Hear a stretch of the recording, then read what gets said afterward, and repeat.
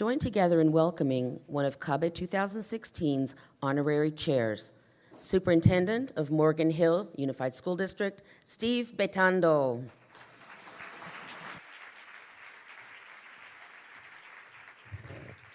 Thank you. Let's hear it one more time for Jose Luis Orozco and uno, dos, tres, Andres. Excellent. So now I know where Socorro Shield's been hiding, at the State Department. You can't hide anymore. Work with Socorro. Amazing person. Good person to get to know. Welcome to Friday's General Session. Educators, I'm very honored to be here. Having served over 30 years as a proud public school administrator. And today we are gathered here as advocates for all of our children. On behalf of the CABE board and the district administrators and the superintendents, I thank you for being here. Also, you have entered, if you're from out of the area, the backyard of Steph Curry. Some of you know who Steph Curry is, some of you do not. So now we're going to do a little Common Core exercise because you must turn to your neighbor and share who Steph Curry is so that everybody is educated on Steph.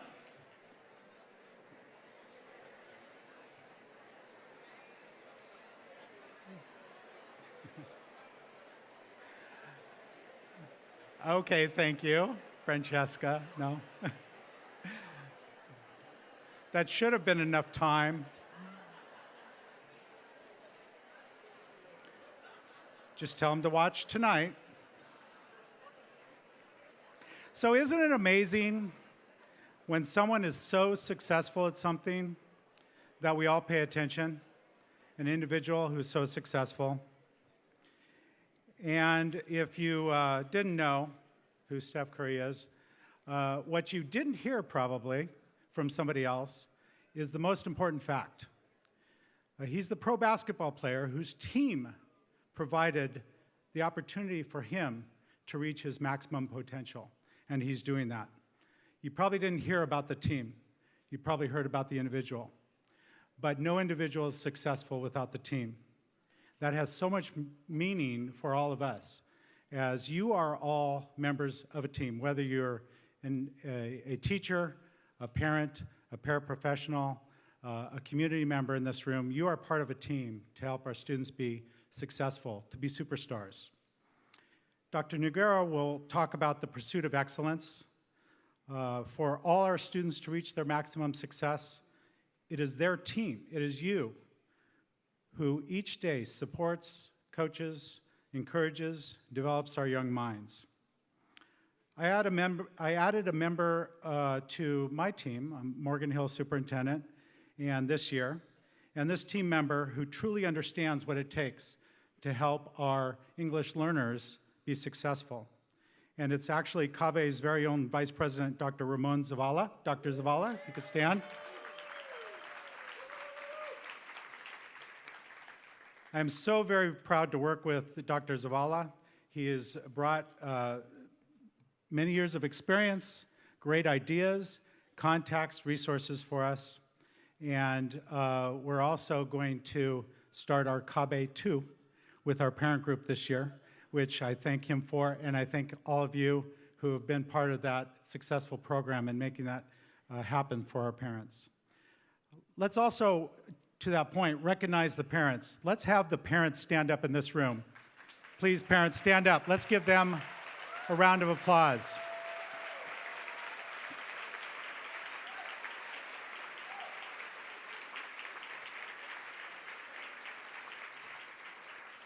Talk about team members. These are our critical team members. I congratulate, respect, honor, and thank CABE for making parents an essential part of this conference. The work for supporting and nourishing the parent component for our multilingual responsibility to our students is essential. And especially in this time of political chaos and self-serving ideologies, I congratulate all of you to be at this conference. This conference shows that you care about the human being, You care about celebrating and developing culture.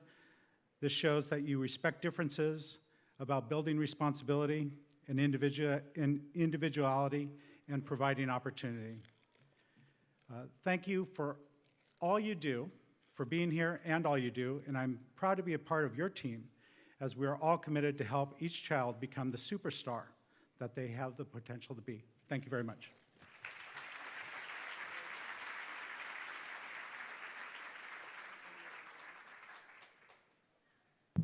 Thank you, Superintendent Betando.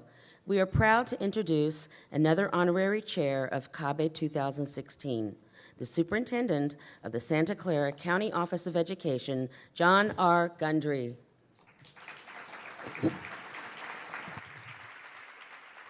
Thank you. Good morning, and muy buenos días a ustedes y bienvenidos. I'd like to say, I'm going to be a little personal here at the beginning because this is the work that you guys do as bilingual educators is something that's very personal to me. Because I started my career almost 38 years ago as a teacher. I was a Spanish teacher when I first started teaching. And I lived in Texas at that time, and my principal came to me one day and he said, we need someone to teach the kids who don't speak English how to speak English, and you speak Spanish, so you're going to do it. And I said, okay. And literally the very same day, they ushered me into a classroom full of students who spoke no English.